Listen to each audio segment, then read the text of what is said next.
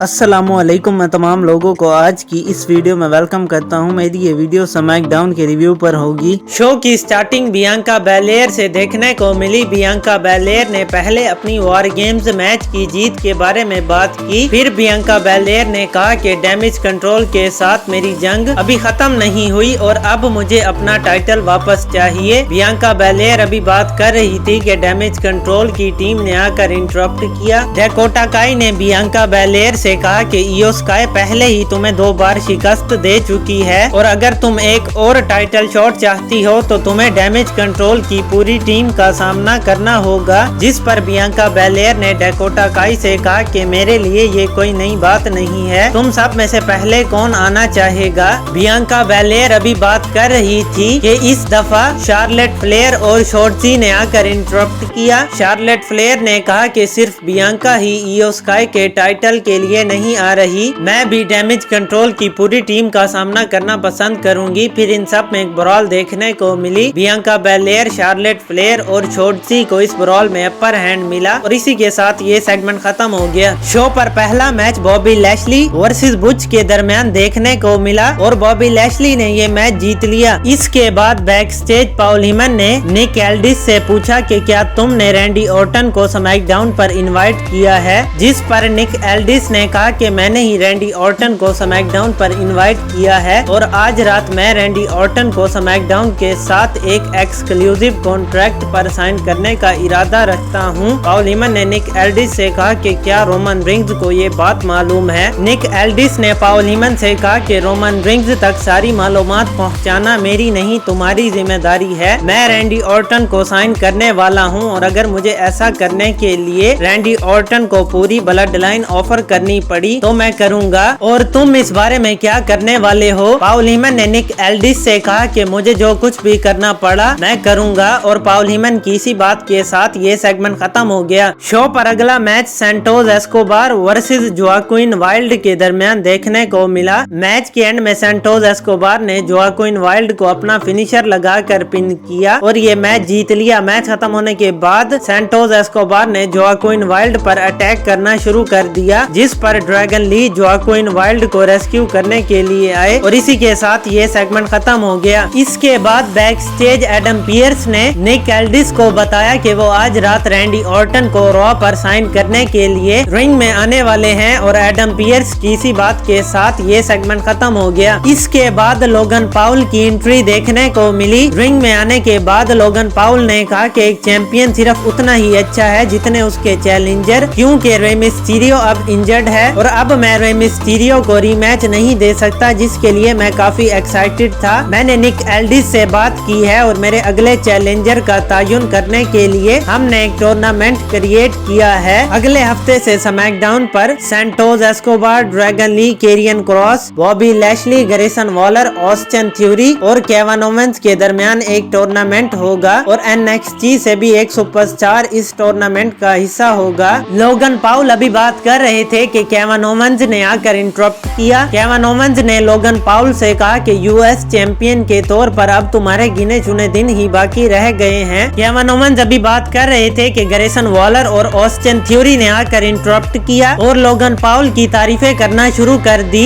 इन सब बातों के बाद ऑस्टिन थ्यूरी ने केविन ओवेंस से कहा कि तुम लोगन पॉल के साथ रिंग में मौजूद हो जो कि तुम्हें नॉकआउट कर सकता है, इसलिए तुम्हारे लोगों के चेहरे पर पंच मारने के दिन खत्म हो गए हैं। ये सुनकर केविन ओवेंस ने ऑस्टिन थ्यूरी को एक पंच मार दिया और शो पर अगला match Kevin Owens versus Grayson Waller के दरमियान देखने को मिला और केविन ओवेंस ने ये मैच जीत लिया। शो पर अगला match Bianca Belair versus Kairi Sane के दरमियान देखने को मिला। मैच के एंड में बियांका बेलेयर ने कायरी सेन को KOD लगाकर पिन किया और ये मैच जीत लिया। शो के मेन इवेंट में रैंडी ऑर्टन अपना कॉन्ट्रैक्ट साइन करने के लिए रिंग में आए, जहां एडम पियर्स और निक एल्डिस पहले से मौजूद थे। एडम पियर्स ने रैंडी ऑर्टन से कहा कि अगर तुम रॉ के साथ साइन करते हो तो मैं तुम्हें वर्ल्ड हैवीवेट चैंपियनशिप के लिए एक मैच दूंगा। निक एल्डिस ने रैंडी ऑर्टन से कहा कि अगर तुम स्मैकडाउन के साथ साइन करते हो तो मैं तुम्हें वो लोग दूंगा जिनकी वजह से तुम इंजर्ड हुए थे। रैंडी ऑर्टन कुछ कहने वाले थे कि पॉल हेमन ने आकर इंटरप्ट किया। पॉल हेमन ने कहा कि आज रात कोई RKO नहीं होंगे और रैंडी ऑर्टन की तरफ से कोई फैसला नहीं किया जाएगा। जाएगा, क्योंकि ब्लड लाइन रैंडी ऑर्टन के बारे में फैसला लेने वाली है। पॉल हेमन का ये कहना था कि जिमी ऊसो और सोलो सिकोआ ने आकर रैंडी ऑर्टन पर अटैक करना शुरू कर दिया, जिस पर एलए नाइट रैंडी ऑर्टन को रेस्क्यू करने के लिए आए। फिर एलए नाइट और सोलो सिकोआ एक दूसरे से फाइट करते करते बैक स्टेज चले गए। उनके जाने के बाद रैंडी ऑर्टन ने जिमी ऊसो को पहले ड्रैपिंग डीडीटी लगाया और फिर आरकेओ लगा दिया। जिमी ऊसो को आरकेओ लगाने के बाद रैंडी ऑर्टन ने दोनों कॉन्ट्रैक्ट उठाए और स्मैकडाउन का कॉन्ट्रैक्ट साइन किया। इस सब के बाद निक एल्डिस ने आकर रैंडी ऑर्टन का हैंड रेज किया, लेकिन रैंडी ऑर्टन ने निक एल्डिस को आरकेओ लगा दिया और इसी के साथ स्मैकडाउन का शो खत्म हो गया। मेरी ये रिव्यू वाली वीडियो भी यहीं तक ही थी। अगर वीडियो अच्छी लगी हो तो वीडियो को लाइक कर दें, वीडियो को शेयर कर दें और चैनल को सब्सक्राइब भी कर दें। आपसे मुलाकात होगी अगली वीडियो में, तब तक के लिए अल्लाह हाफिज।